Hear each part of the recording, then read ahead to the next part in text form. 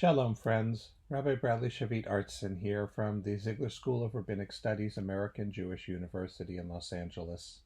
We're at the very end of the book of Numbers, and right before we begin Moses' farewell speech, possibly the most famous speech ever given in the history of the world, we wrap up the journeying of the children of Israel. Now they're right on the border of the Promised Land, about to enter.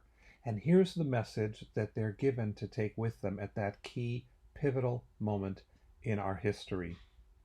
Velo titameh et haaretz, don't pollute or defile the land asher atem yoshvim va, which you are going to occupy, which you're going to dwell in. Asher ani shochen betocha, the one that I will dwell amongst. Right? And not only is God going to dwell on the land, betocha, ki ani Adonai shochen betoch b'nei Yisrael, but I will be dwelling amongst you.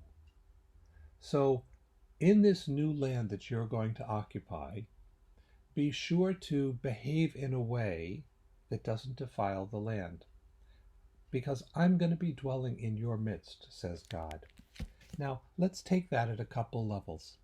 The first, and one that is relevant for our time, is you will have consequences for the land you live on. So make choices that allow the land to continue to be supportive to life and living things. If you treat the resources of the land as a toy chest to be pillaged, then you will find that you run out, that you can make the land uninhabitable.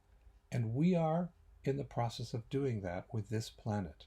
So be mindful of the choices you make as an individual and that we make as a group, because we have the capacity to defile the land.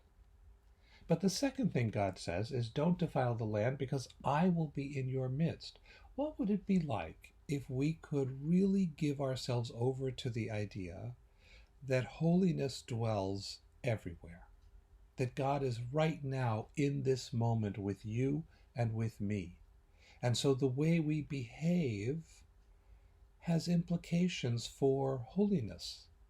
And if we behave in a way that is uplifting and caring and generous of heart, then God smiles and God rejoices, and we add that joy to the sum total of the universe.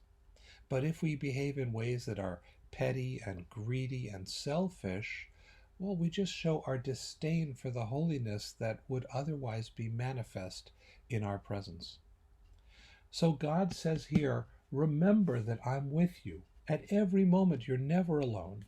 I'm always there. So make the choices that elevate that presence, that make visible that reality, and help others know that it's there for them too.